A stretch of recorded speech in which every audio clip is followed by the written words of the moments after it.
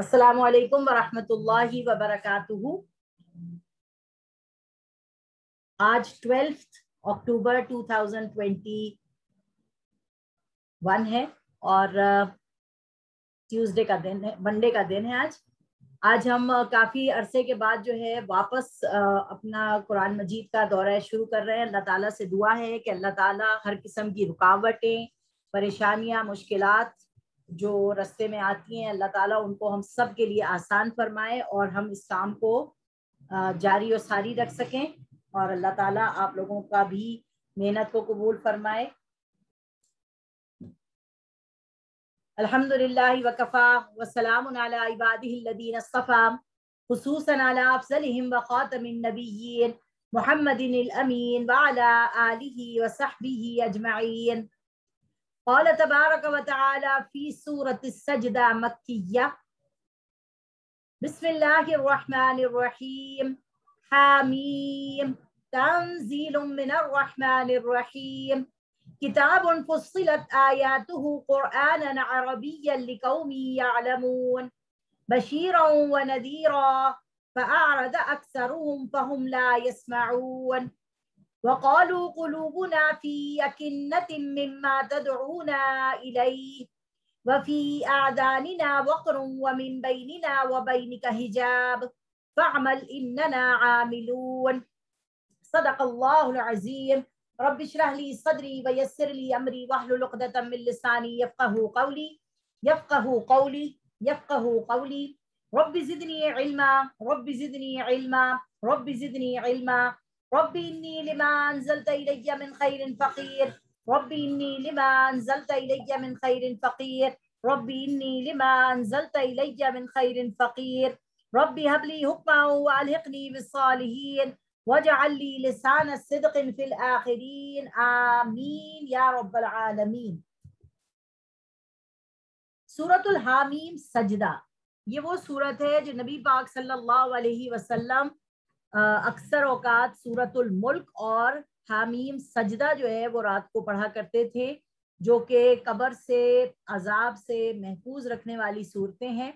اور یہ وہ صورت ہے جس کا رکوع ایک ایسا ہے جس میں اللہ تبارک و تعالی نے توحید کو بہت زیادہ اجاگر کیا ہے، یعنی اللہ ایک ہے اور اللہ تبارک و تعالی جو ہے وہ اس کے اوپر ایمان لانے کا مطلب کیا ہے، اور اس کے اوپر اگر آپ نے ایمان لے آئیں تو آپ کی زندگی میں کیا تبدیلیاں آئیں گی۔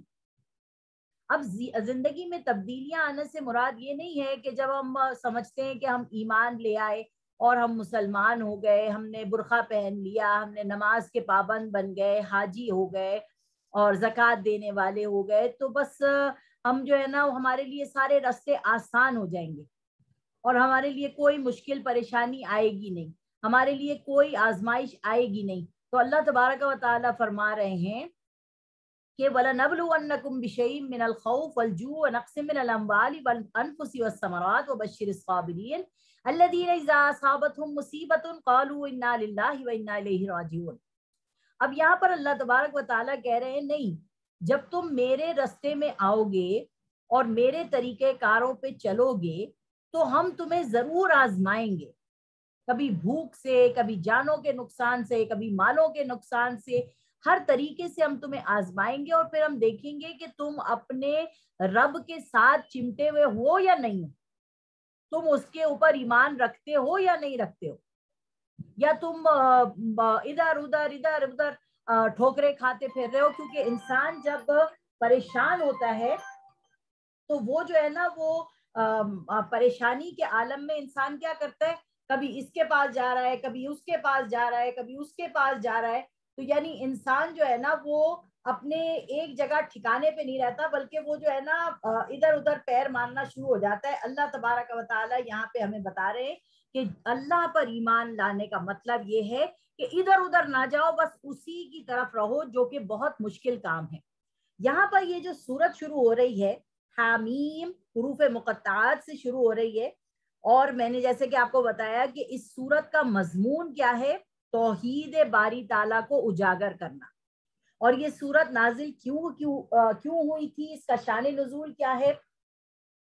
تو ایک شخص تھا کافروں میں، عتبہ بن ربیعہ، یہ ایک بہت ہی اسکالرلی انسان تھا، بہت امیر تھا، اس کو بات کرنے کا بہت سلیقہ تھا، یہ اپنی باتوں سے لوگوں کو قائل کر لیا کرتا تھا، اور یہ جو ہے نا فصاحت اور بلاغت میں بہت زبردست قسم کا انسان تھا۔ تو مشرکین عرب نے اس کو تیار کیا اور حضور صلی اللہ علیہ وسلم کے پاس بھیجا، اور حضور صلی اللہ علیہ وسلم کے پاس آ کر انہوں نے حضور سے کہا کہ یا محمد تم کیا چاہتے ہو؟ تمہاری وجہ سے باپ بیٹے سے دور ہو گیا، بیوی میاں کو چھوڑ کے چلی گئی، تمہاری وجہ سے ہمارے جو خاندانی ٹرائب کا جو رشتے ہیں اور ہماری جو بنیادیں ہیں وہ ساری کی ساری جو ہیں وہ ہل رہی ہیں تمہاری وجہ سے۔ یہ تمہاری وجہ سے کیا ہو رہا ہے؟ تم کیا پیسہ چاہیے اگر تمہیں، تو ہم سب تمہارے لیے پیسہ جمع کر کے تمہیں پیسہ دے دیتے ہیں، تمہیں کسی عورت سے شادی کرنی ہے تو ہم تمہاری شادی کرا دیتے ہیں، تمہیں اگر کوئی آسیب کا پرابلم ہو گیا ہے، آسیب کا پرابلم ہو گیا ہے تمہیں، تو ہم کیا کرتے ہیں، ہم تمہارے اوپر سے جھاڑ پھونک کروا دیتے ہیں، اور پتہ نہیں کیا کیا چیزیں وہ بولتا چلا گیا بولتا چلا گیا، یہاں تک کہ نبی پاک صلی اللہ علیہ وسلم نے فرمایا تمہارا ہو گیا، اب میں بولوں کچھ؟ تو وہ کہتا ہے ہاں میں کہہ چکا جو مجھے کہنا تھا، اب تم بولو۔ تو اس کے جواب میں یہ سورت جو ہے وہ نازل ہوئی تھی، اور اس کی کچھ آیات جو ہیں تقریباً آیت 14 آیات جو ہے 12 آیات جو ہیں وہ اسی سلسلے کی کڑی ہیں کہ جو عتبہ بن ربیعہ کو اللہ تبارک و تعالی نے نبی پاک صلی اللہ علیہ وسلم کے ذریعے جواب دیا۔ تو آیت نمبر 1 سے لے کے 8 جو ہم پڑھیں گے سورہ حامیم سجدہ کی، اس میں قرآن کی عظمت اور دعوت کا ذکر ہے۔ حامیم تنزیل من الرحمن الرحیم، اس کتاب کا نازل کرنا رحمان اور رحیم کی طرف سے ہے۔ کتاب فصلت آیاتہ قرآنا عربیا لقوم یعلمون، یہ ایک کتاب ہے جس کی آیات کھول کھول کر بیان کی گئی ہیں، یعنی قرآن عربی زبان کا ہے ان لوگوں کے لیے جو سمجھ رکھتے ہیں۔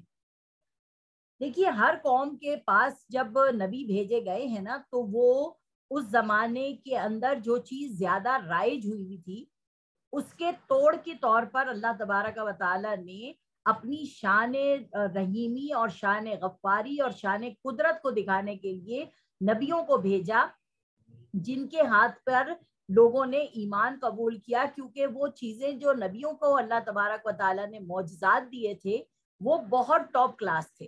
مثال کے طور پہ آپ کو یاد ہوگا ہم نے پڑھا تھا کہ حضرت موسیٰ علیہ السلام جب فرعون کے پاس گئے تو وہاں اس وقت جادو کا زور بہت تھا، اور جادو کے زور پر فرعون نے ساری قوم کو اپنے قابو میں کیا ہوا تھا۔ تو حضرت موسیٰ علیہ السلام کو اللہ نے جادو کا توڑ کیا دیا کہ اے موسیٰ آپ اپنی بغل میں اپنا ہاتھ ڈالیں اور نکالیں تو وہ سفید چمکتا ہوا نکلے گا، مطلب سمجھے ایسے جیسے ٹیوب لائٹ ہے اور پورا گھر روشن ہو جائے گا، ٹھیک ہے۔ اور دوسرا معجزہ دیا کہ یہ جو چھڑی آپ کے ہاتھ میں ہے اس کو زمین پہ پھینکیں گے تو یہ بہت بڑا اژدہا بن جائے گا۔ یہ دو معجزات تھے جن کو حضرت موسیٰ علیہ السلام نے اس زمانے میں فرعون کے سامنے پیش کیا، تو فرعون نے ساری دنیا کے لوگوں کو جمع کیا، اور پھر وہ جادوگروں نے اپنی رسیاں پھینکی اور حضرت موسیٰ کا جو اژدہا تھا اس نے ان ساری رسیوں کو کھا لیا، تو وہ سجدے میں گر گئے سارے کے سارے جادوگر، کیونکہ انہیں پتا چل گیا کہ ہماری جو لمٹس ہیں وہ کراس کر گیا ہے یہ، اور یہ ضرور اللہ ہی کی طرف سے ہے۔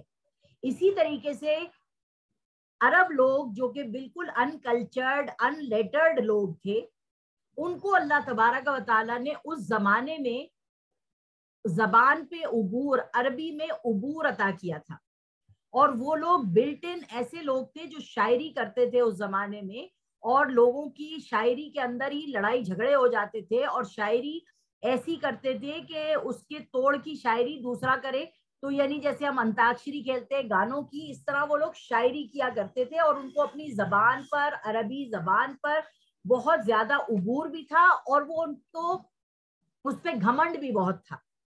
اللہ تبارک و تعالیٰ یہاں پر بتا رہے ہیں کہ ہم نے جو قرآن مجید نازل کیا ہے وہ عربی زبان میں نازل کیا ہے تاکہ لوگ سمجھیں، کیونکہ یہ تو اپنے آپ کو بہت سمجھدار کہہ رہے ہیں نا، اور یہ تو یعنی جو شاعری شاعر بولتا ہے وہ تو بس ایکسٹمپور بولتا ہے، اور اس کی سوچ، اس کی فکر، غور و فکر کے بعد وہ جو الفاظ لیتا ہے وہ شاعری کہلاتی ہے، یا وہ گانا لکھ رہا ہے، یا وہ کوئی چیز کر رہا ہے۔ یہاں پر اللہ تبارک و تعالیٰ نے فرمایا تھا کہ اے موسیٰ، میں تمہارے بھائیوں میں سے ایک نبی ایسا برپا کرنے والا ہوں جس کے منہ کے اندر اپنا کلام ڈالوں گا۔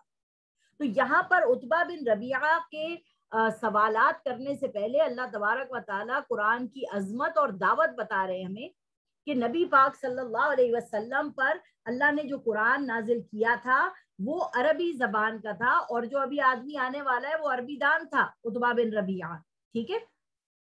بشیرا و نذیرا، خوشخبری دینے والی اور ڈرانے والی۔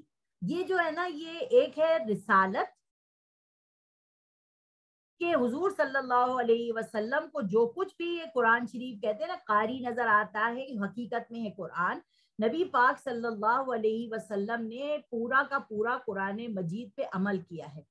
تبھی حضرت عائشہ نے کہا تھا کہ آپ نے قرآن نہیں پڑھا حضرت، کہ حضور کی شخصیت اور تربیت کیا تھی؟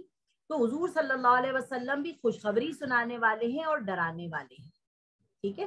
اور اللہ تبارک و تعالیٰ نے ان کو اسی لیے بھیجا، اور یہ کتاب بھی خوشخبری بھی دیتی ہے اور ہمیں ڈراتی بھی ہے تاکہ ہمیں بات کو سمجھنے میں آسانی ہو۔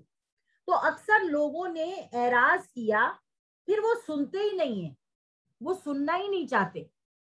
اکثر اوقات یہ ہو جاتا ہے کہ I am not deaf, I am ignoring you. وَقَالُوا قُلُوبُنَا فِي أَكِنَّةٍ مِّمَّا تَدْعُونَا إِلَيْهِ وَفِي آذَانِنَا وَقْرٌ وَمِن بَيْنِنَا وَبَيْنِكَ حِجَابٌ۔ اب یہ اللہ تبارک و تعالیٰ جو یہ عتبہ بن ربیعہ نے اتنی باتیں کی تھیں، اس کے جواب میں یہ ساری آیات نازل ہو رہی ہیں۔ اللہ کے رسول کہہ رہے ہیں اللہ کی طرف سے، وقالو، اے نبی آپ ذرا کہہ دیجئے، اے نبی وہ آپ سے کہتے ہیں کہ ہمارے دل پردے میں ہیں اس بات سے جس کی طرف آپ ہم کو بلاتے ہیں، اور ہمارے کانوں میں ڈانٹ پڑے ہوئے ہیں، اور ہمارے اور تمہارے درمیان ایک پردہ ہے، آپ اپنا کام کیے جائیں اور ہم اپنا کام کیے جائیں گے۔ تو حضور صلی اللہ علیہ وسلم ان کو کہہ رہے ہیں کہ یہ لوگ آپ سے کہہ رہے ہیں ہمارے دل میں پردہ ہے، ہمارے کانوں ہم سن نہیں رہے، ہم آپ کی بات کو اگنور کر رہے ہیں۔ تو یہ انسان اپنا خود بتا رہا ہے کہ ہم آپ کو اگنور کر رہے ہیں، اور وہ خود کہہ رہا ہے کہ ہمارے درمیان ایک پردہ ہے۔ اور اللہ تبارک و تعالیٰ فرماتے ہیں کہ جب کوئی بھی قرآن کی بات، دین کی بات کی جائے تو اس وقت ڈسٹریکشنز دنیا میں، زندگی میں لوگوں کے اتنے زیادہ ہو جاتے ہیں کہ وہ اس کو سننا ہی نہیں چاہتے، سمجھنا ہی نہیں چاہتے، اور یہی دیکھتے ہیں کہ کل دیکھیں گے، کل دیکھیں گے، اور وہ کل کبھی نہیں آتی، یہاں تک کہ موت کا وقت آ جاتا ہے۔ تو اللہ تبارک و تعالیٰ یہ بات بتا رہے ہیں، قُلْ إِنَّمَا أَنَا بَشَرٌ مِثْلُكُمْ يُوحَىٰ إِلَيَّ، حضور فرما رہے ہیں آپ فرما دیجئے میں تمہاری طرح کا ایک آدمی ہوں، مجھ پر وحی نازل ہوتی ہے کہ تمہارا معبود تو ایک ہی معبود ہے، تو تم سیدھے اسی کی طرف متوجہ رہو اور اسی سے بخشش چاہو، اور مشرکین کے لیے بڑی خرابی ہے۔ چونکہ یہ سورت کے 2-3 رکوع میں آپ کو پہلے پڑھا چکی ہوں، تو آج ہم لوگ صرف اس کو ریوائز کر رہے ہیں، اور ہم جو اس کا رکوع ہے جس کی وجہ سے یہ سورت حامیم سجدہ جو ہے نبی صلی اللہ علیہ وسلم رات کو پڑھا کرتے تھے، وہ سورت آگے آئے گی، اور مجھے امید ہے کہ آپ کو یہ ساری آیات جو ہے وہ ایک دم سے خود بخود یاد آتی جا رہی ہوں گی کہ ہم نے یہ پڑھا ہے کہ حضور صلی اللہ علیہ وسلم جو ہے وہ کہہ رہے ہیں میں تمہارے جیسا انسان ہوں۔ اور دوسری جگہ ایک اللہ کے رسول فرماتے ہیں ایکم مثلی، تم میں سے میرے جیسا کون ہے؟ کیا مطلب؟ یعنی میں پیدا ماں باپ کے پیٹ سے ہوا ہوں، یعنی کہ میں دنیا میں ایسے ہی آیا ہوں، میں نے بھی بچپن ایسے ہی گزارا ہے، مگر میری طرف اللہ تعالیٰ نے ایک خاص حفاظت اتاری تھی کہ شیطان مجھے چھیڑ نہ سکے، مجھے کسی غلط کام کی طرف لے کے نہ جا سکے۔ اسی لیے حضور صلی اللہ علیہ وسلم نے اپنی زندگی کو کہا ہے فَقَدْ لَبِثْتُ فِيكُمْ عُمُرًا مِّن قَبْلِي، میں نے تمہارے درمیان ایک عمر گزاری ہے، کیا تم نے کبھی میرے اندر کوئی بھی برائی دیکھی ہے، کوئی خرابی دیکھی ہے؟ مجھے کبھی کسی میلے ٹھیلے میں پکڑا ہے تم نے کہ ہاں میں بھی دیکھنے گیا تھا؟ نہیں۔ جب حضور نے کوشش بھی کی ایسی جگہ جانے کی تو پیڑ کے سائے میں ایسی نیند آئی کہ جب وہ محفل ختم ہو گئی تب نبی صلی اللہ علیہ وسلم کی جو ہے نا آنکھ کھلی۔ تو یہ بات جو ہے نا یہاں پر بتائی جا رہی ہے، الذین لا یؤتون الزکاۃ وهم بالآخرۃ هم کافرون۔ اب اللہ تبارک و تعالی حضور صلی اللہ علیہ وسلم سے عتبہ بن ربیعہ کو سنوا رہا ہے بات، جو زکات نہیں دیتے. اچھا آپ فرما دیجیے میں تمہاری طرح کا آدمی ہوں, مجھ پہ وہی نازل ہوتی ہے کہ تمہارا معبود تو ایک ہی معبود ہے, تو تم سیدھے اسی کی طرف متوجہ رہو اور اسی سے بخشش چاہو, اور مشرکوں کے لیے بڑی خرابی ہے. اب کیا ہے, یہ عتبہ بن ربیعہ کون ہے؟ مشرک ہے. تو یا اللہ تعالیٰ بتا رہے ہیں, حضور کے منہ سے نکل کے الفاظ آ رہے ہیں کہ اس کے لیے خرابی ہے. جو زکوٰۃ ادا نہیں کرتے اور آخرت کا انکار کرتے ہیں. اب یہاں جو ہے نا یہ مکی صورت ہے, مکے میں زکوٰۃ جو ہے وہ فرض نہیں ہوئی تھی. ٹھیک ہے, زکوٰۃ سے مراد یہاں پر یہ ہے کہ اپنا دماغ نہیں خرچ کرتے, اپنا مال نہیں خرچ کرتے, اپنی اوقات نہیں صرف کرتے اللہ کے لیے کہ وہ ان کی زندگیوں کو پاک کر دے. زکوٰۃ کا مطلب ہے پاک کرنا. مال جو رکھا ہوا ہے اس کے اوپر سے ہم پیسہ دے دیتے ہیں تاکہ وہ نظر بٹو ہو جائے اور ہمارا مال جو ہے وہ سیف رہے. کیونکہ آپ دیکھیے سونا جو آپ کی ساس نے آپ کو دیا تھا, آپ چاہتی ہیں میں اپنی بہو کو وہ دوں, پھر وہ اس کو بہو کو دوں, پھر کوئی نہنجار بہو آ جاتی ہے جو اس کو توڑوا کے کوئی اور زیور بنا لیتی ہے کہ بھائی اب ہم کیا کریں پرانی چیز کا. مگر کیا ہے کہ زکوٰۃ اس کے اوپر سے مسلسل ہم دیتے رہتے ہیں تاکہ ہمارا مال جو ہے وہ صاف اور پاک رہ سکے. آگے یہاں پہ بتایا جا رہا ہے بلا شبہ جو لوگ ایمان لائے اور نیک عمل کیے ان کے لیے نہ ختم ہونے والا بدلہ ہے. اللہم ربنا جعلنا منہم, اللہ تعالی ہم سب کو وہ اجر عطا فرمائے. آپ فرما دیجئے کیا تم اس ذات سے انکار کرتے ہو کہ جس نے زمین کو 2 دن میں پیدا کیا اور تم اس کے شریک ٹھہراتے ہو, یہی سارے جہان کا پروردگار ہے. اب یہاں پر اللہ تبارک و تعالی ہمیں یہ بھی بات بتا رہے ہیں کہ اللہ تعالیٰ نے جو زمین کو پیدا کیا وہ 2 دن میں پیدا کیا. پھر اللہ تبارک و تعالیٰ یہ بھی کہہ رہے ہیں کہ زمین کے اندر ہم نے ایک ایسی چیز فرٹیلٹی ایسی رکھی ہے کہ وہ ایک دفعہ زمین جو ہے اس کے اوپر کھیتی باڑی اگتی ہے, سب کچھ ہوتا ہے, فصل کاٹ لیتے ہو, وہ سارا چورا چورا ہو جاتا ہے, گند مچ جاتا ہے, مگر پھر ہم بارش کے ذریعے پھر ہم اس کو جو ہے نا دوبارہ سے ریپروڈکشن کے لیے تیار کر دیتے ہیں اور وہ پھر سے پروڈیوس کرنے کے قابل ہوتی ہے. اور آپ یہ دیکھیے کہ یہ زمین جو ہے وہ سالوں سال کتنے اربوں سالوں سے جو ہے وہ فصل نکال رہی ہے ہمارے لیے اور ہمارے لیے جو ہے وہ خوراک پیدا کر رہی ہے. تو اللہ تبارک و تعالیٰ فرما رہے ہیں یہی زمین کی مراد ایسی ہے جیسے عورت, کہ اللہ تبارک و تعالیٰ نے عورت میں یہ صلاحیت دی ہے کہ وہ بچہ پیدا کر سکتی ہے. پھر ایک ہوتا ہے, کسی کا 2 ہوتے ہیں, کسی کے 4 ہوتے ہیں, کوئی عورتیں کہتی ہیں ہمارے 12 بچے. تو ہم کہتے ہیں اللہ ایک ہی عورت کے 12 بچے.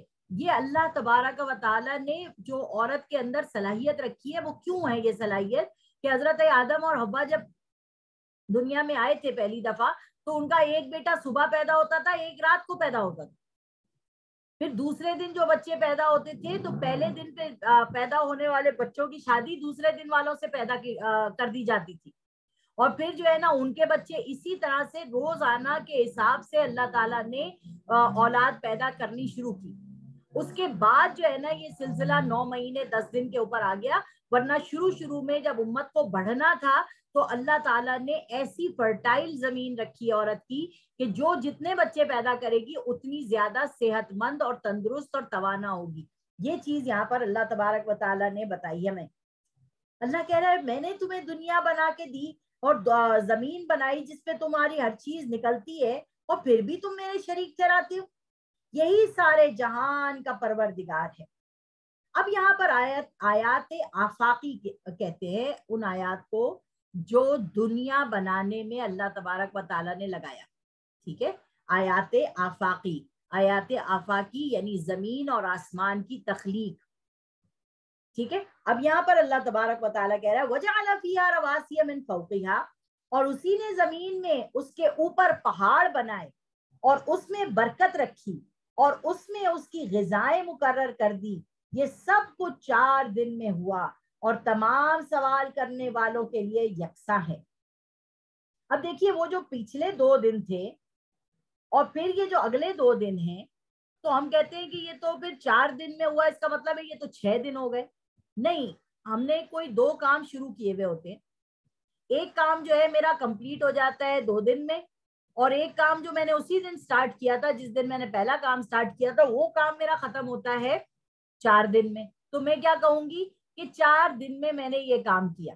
تو 2 دن وہ بھی انکلوڈ ہو گئے جس میں نے پہلا کام کیا تھا، اور 2 دن یہ بھی انکلوڈ ہو گئے جس میں نے یہ والا کام کیا. تو اللہ تبارک و تعالیٰ فرما رہے ہیں کہ میں نے تمہارے لیے اس زمین کو جو ہل رہی تھی نا، اس پہ پہاڑ رکھ دیا. اور سب سے پہلا پہاڑ میں نے آپ کو بتایا تھا صفا پہاڑی ہے، جو سب سے پہلی پہاڑی ہے جو اس دنیا میں رکھی گئی ہے. پھر آسمان کی طرف متوجہ ہوا تو وہ دھواں تھا. تو اس نے اس سے اور زمین سے فرمایا کہ تم دونوں آؤ، خواہ خوشی سے آؤ یا نہ خوشی سے آؤ. انہوں نے کہا ہم خوشی خوشی آتے ہیں. دیکھیے یہی بات سورۃ الرعد میں اللہ تبارک و تعالیٰ فرما رہا ہے، وَلِلَّهِ يَسْجُدُ مَن فِي السَّمَاوَاتِ وَالْأَرْضِ طَوْعًا وَكَرْهًا وَظِلَالُهُم بِالْغُدُوِّ وَالْآصَالِ. آیت نمبر 15 ہے. اور اللہ ہی کے سامنے سب جھکتے ہیں، جو بھی آسمان میں ہے اور جو زمین میں ہے، خوشی اور ناخوشی سے، اور اس کے سائے بھی صبح اور شام. یہاں اللہ تبارک و تعالیٰ فرما رہے ہیں کہ چاہے تم خوش ہو کے اللہ کے آگے جھکو، چاہے تم ناشکرے ہو کے اللہ کے آگے جھکو. سمجھ میں آئی؟ جب آپ دیکھیے ناشکرے ہو کے اللہ کے آگے کیسے جھکتے ہیں. آپ دیکھیں کسی کو کوئی پرابلم ہے اور وہ جو ہے نا وہ سمجھو اللہ کو نہیں مانتا، مگر جب وہ پرابلم میں ہو جاتا ہے اور بہت زیادہ وہ ڈپریس ہوتا ہے تو وہ خود بخود سجدے میں گر جاتا ہے. وہ کہ وہ اپنی طرف سے سجدہ نہیں کر رہا ہوتا، مگر وہ سرنڈر کر کے پڑ جاتا ہے اللہ کے در پہ کہ میری مدد کر. ٹھیک ہے، تو یہاں پر یہ سجدے والی آیت ہے. آپ لوگ جب دوپہر کو نماز پڑھیں گی تو یہاں سجدہ کر لیجیے گا. آگے اللہ تبارک و تعالیٰ فرما رہے ہیں، پھر اللہ نے اس کے ساتھ آسمان 2 دن میں بنا ڈالے، اور ہر آسمان میں اللہ نے اس کے مناسب حکم بھیجا. اور ہم نے دنیا کے آسمان کو ستاروں سے مزین کیا اور اس کو محفوظ رکھا. یہ سب کے مقرر کردہ اندازے ہیں، زبردست اور خوب جاننے والے کے. اب یہاں پر اللہ تبارک و تعالیٰ کہہ رہے ہیں میں نے 2 دن میں آسمان بھی بنا دیا اور 7 آسمان بنائے. ہر آسمان میں الگ الگ جو ہے نا فیصلے ہوتے ہیں. ٹھیک ہے، کسی آسمان میں کچھ فیصلے ہو رہے ہیں، کسی آسمان میں کچھ فیصلے ہو رہے ہیں. ہر آسمان کو اللہ تعالیٰ فرما رہے ہیں میں نے الگ الگ کام بتائے تھے، الگ الگ چیزیں ہوتی ہیں وہاں پر. وہ ہمارے کو کچھ حدیثوں میں ڈیفائن کی گئی ہیں کہ پہلے آسمان پہ کون کون رہتا ہے، پہلے آسمان پہ کیا ہو رہا ہے، دوسرے میں کیا ہو رہا ہے، تیسرے میں کیا ہو رہا ہے. بہرحال اللہ تعالیٰ فرما رہا ہے وہ آسمان جو تمہیں نظر آتا ہے اس کو ہم نے ستاروں سے مزین کر رکھا ہے. اور ستاروں سے مزین کیوں کر رکھا ہے؟ یہاں پر اللہ تبارک و تعالیٰ فرما رہے ہیں کہ جب شیطان آسمان کی طرف چڑھتا ہے کہ وہ اللہ کی کوئی بات سن لے اور وہ کاہنوں کے منہوں میں ڈال دے، جو ہاتھ دیکھنے والے ہیں اور تعویذ گنڈے والے کرنے والے ہیں، ان کے کانوں میں ڈال دے وہ بات، تو اس وقت ستارہ جو ہے نا ٹوٹ کر ان کے اوپر پھینکا جاتا ہے، جس سے وہ شیطان مر جاتے ہیں. اور جو بات اللہ تعالیٰ چاہتے ہیں کہ زمین تک آ جائے تو اوپر والا شیطان مارا جاتا ہے اور نیچے بات وہ پہنچا دیتا ہے. جو ہمارے کاہن اور ہمارے یہ جو اسٹرالوجسٹ ہے نا، یہ سارے کے سارے شیطان کی باتیں جو ہے وہ جمع کر کے اور پھر ہمارے تک پہنچاتے ہیں. ٹھیک ہے، اب یہاں تک جب یہ آیات پڑھ دی حضور صلی اللہ علیہ وسلم نے عتبہ بن ربیعہ کے سامنے، تو وہ کہنے لگا فَإِنْ أَعْرَضُوا فَقُلْ أَنذَرْتُكُمْ صَاعِقَةً مِثْلَ صَاعِقَةِ عَادٍ وَثَمُودَ. پھر اگر وہ منہ پھیر لے، فَقُلْ آپ کہہ دیجئے نبی کہ میں تم کو ایسے عذاب سے ڈراتا ہوں جو قوم عاد اور قوم سمود پہ پیش آیا ہے. یہ جب اس نے آیت سنی نا عتبہ بن ربیعہ نے، فقل کا مطلب ہوتا ہے اور اے نبی آپ کہہ دیجئے اس سے، یعنی جو بھی بات آپ کہہ رہے ہیں نا اپنے منہ سے، وہ آپ نہیں کہہ رہے، میں آپ سے کہلوا رہا ہوں. کیونکہ حضور نے کہا تھا کہ میں تمہارے بھائیوں میں سے ایسا بھائی پیدا کروں گا جس کے منہ کے اندر اپنا کلام ڈالوں گا. مینز الفاظ اللہ کے ہیں اور بولنے والے کون ہیں؟ نبی صلی اللہ علیہ وسلم ہیں.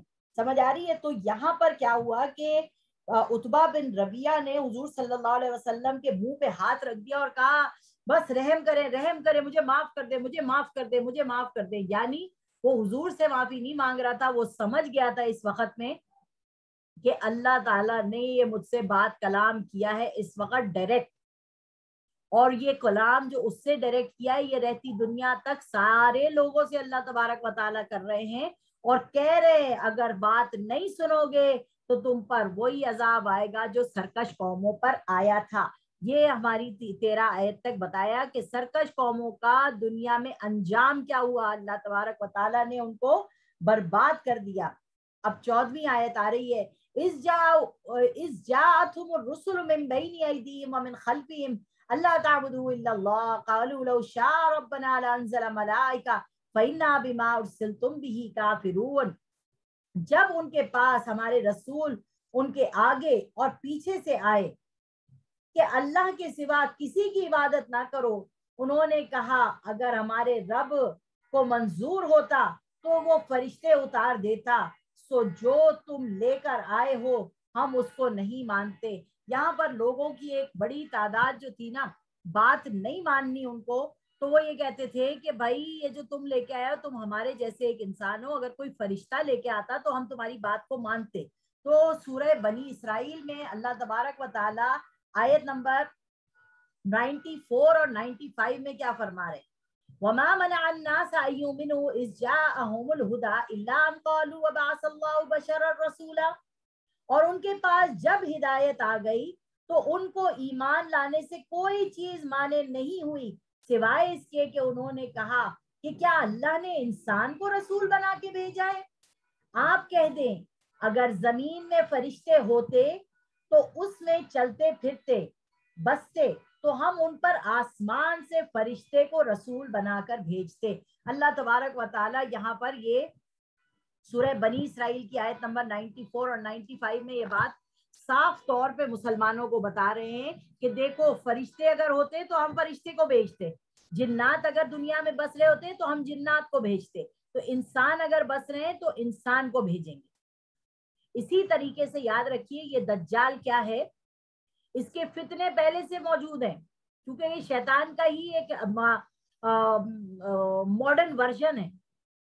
شیطان جو ہے وہ انسان کے خون میں گھس کے اور وہ پیدا ہوگا انسانوں کی طرح، وہ پیدا ہوگا یہودی کے گھر میں، وہ پیدا ہوگا، وہ بچہ بالکل چھوٹا سا بچہ ہوگا اور بہت خوبصورت اور حسین ہوگا۔ ہم یہ کہتے ہیں اس کی ایک آنکھ ہوگی کانا ہوگا، نہیں، اس کی دونوں آنکھیں ہوں گی۔ ایک آنکھ نہ ہونے سے مراد ہے اس کی روحانی آنکھ نہیں ہوگی، اس کے اندر شیطانی اسپرٹ ہوگی، روحانی اسپرٹ اللہ کی نہیں ہوگی۔ وہ ایک انسان کے گھر میں پیدا ہوگا، من الجنتی والناس، جو اللہ تعالیٰ نے کہا ہے وہ جنات میں سے بھی ہے اور انسانوں میں سے بھی ہے۔ وہ سب کو بڑا ہوتا ہوا دکھے گا، جیسے فرعون جو تھا وہ کہتا تھا انا ربکم الاعلی، میں تمہارا رب ہوں۔ اس سے کیا مراد تھی، یعنی سارے پاورز جو ہے نا اس وقت کے سارے پاورز وہ میرے ہاتھ میں ہیں، ٹھیک ہے۔ سب نے بہت سے بوڑھے لوگ تھے جنہوں نے اسے پیدا ہوتے ہوئے دیکھا تھا، بہت سے بوڑھے لوگ تھے جنہوں نے اس کو چلنا سکھایا تھا، گودوں میں اٹھایا تھا۔ اب وہ کہہ رہا ہے انا ربکم الاعلی، میرے پاورز ہیں اتنے زیادہ کہ میرے پاورز کے آگے تم کچھ کر ہی نہیں سکتے۔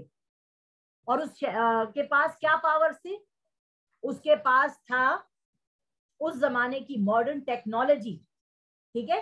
وہ ماڈرن ٹیکنالوجی کیا تھی کہ اس کے پاس جنات تھے، اس کے پاس جو ہے نا وہ کیا کہتے ہیں جادوگر تھے جو جادو کے زور پر اس کا کام کو چلا رہے تھے۔ اس کے پاس حامان جیسا آدمی تھا جو یہ جو بلڈنگز وغیرہ بناتے ہیں اور وہ جو اسٹرکچرز قائم کرتے ہیں، وہ اتنا بڑا آرکیٹیکٹ قسم کا آدمی تھا حامان، جس کو فرعون نے کہا تھا کہ حامان تم آؤ اور میرے لیے اتنی اونچی بلڈنگ بناؤ کہ میں موسیٰ کے رب سے جا کے ذرا بات چیت کر کے آؤں، سمجھ میں آئی؟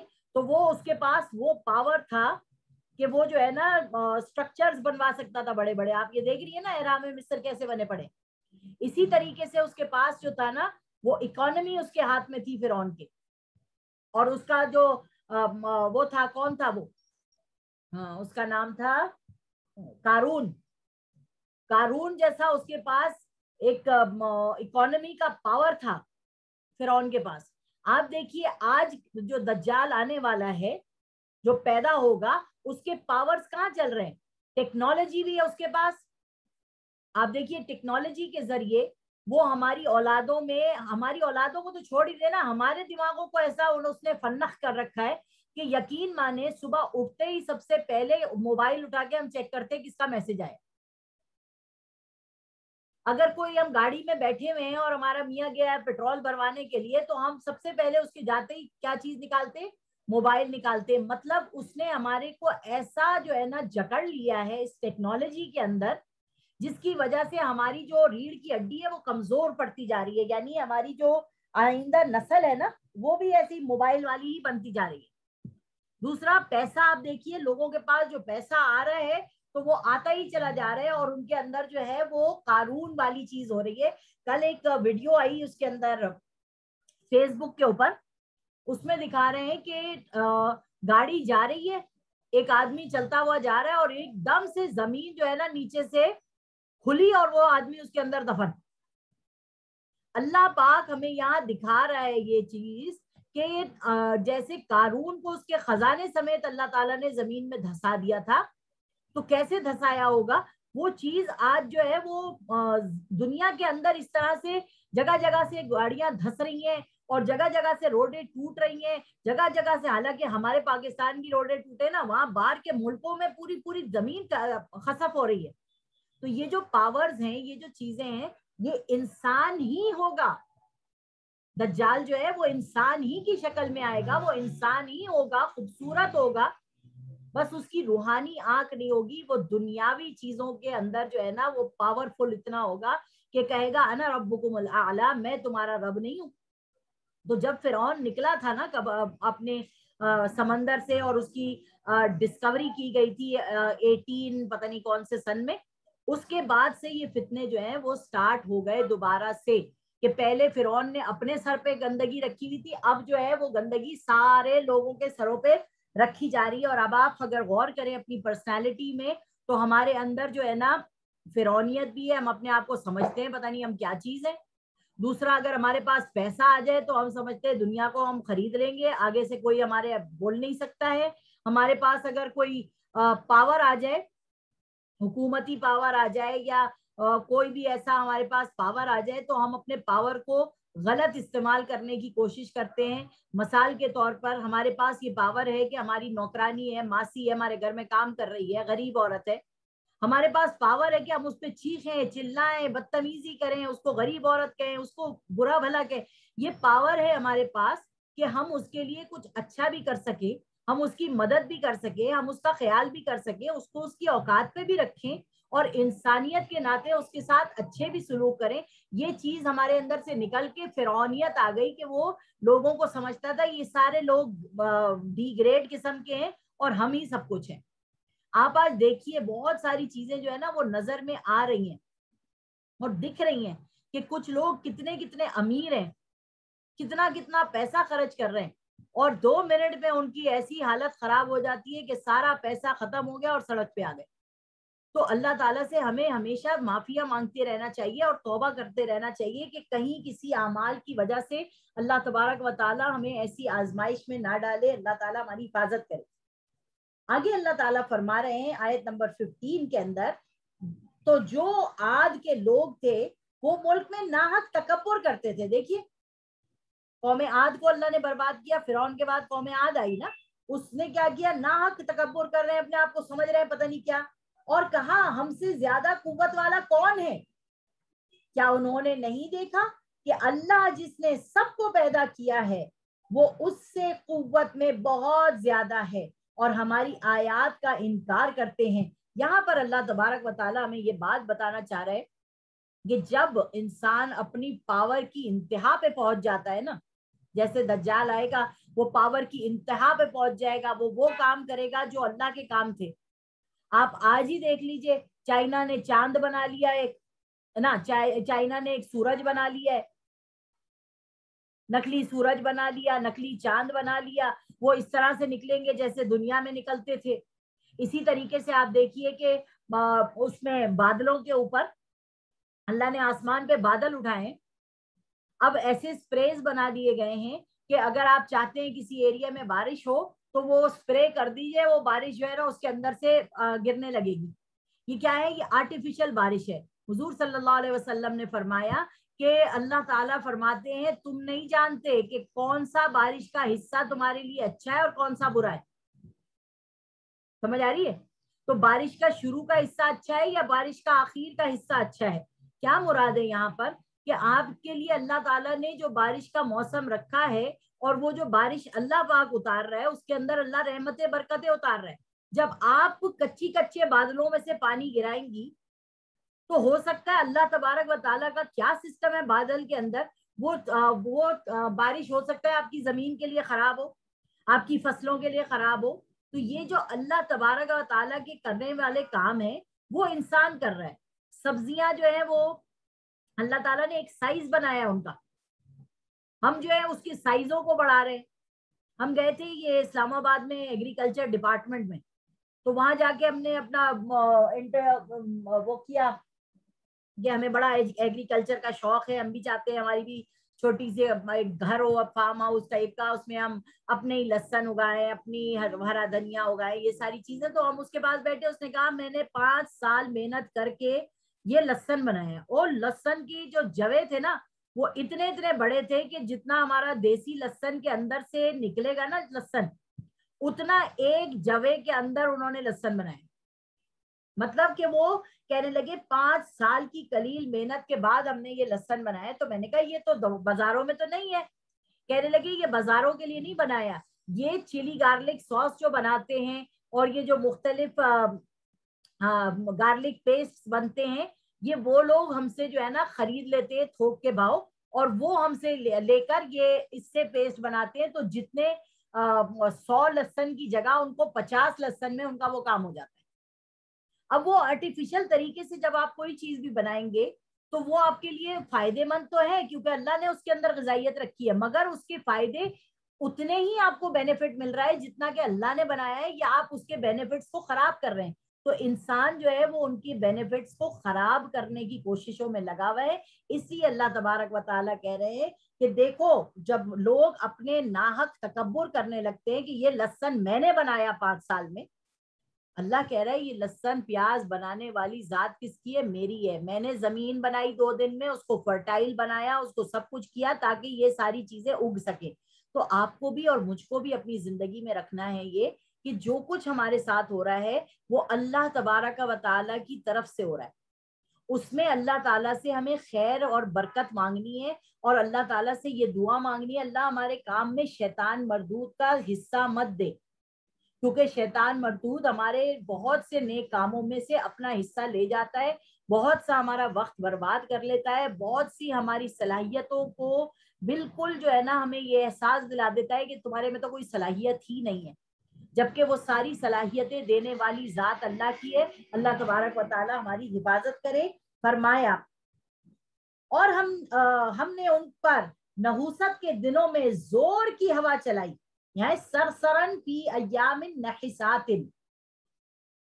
ये कौमें ये जो नाहक तकब्बुर कर रहे थे ना कौमें आद, अल्लाह कह रहा है मैंने इन पर एक नहुसत के दिन जोर की हवा चलाई है, और वो इतनी सरसर कहते हैं ऐसी ठंडी हवा, ऐसी फ्रीजिंग हवा कि खाल फट जाती है, खून जम जाता है। बहुत से लोग ऐसी सर्दियों से मर जाते हैं, बहुत से मुल्कों में ऐसी सर्दियां पड़ती हैं कि वो लोग मर जाते हैं।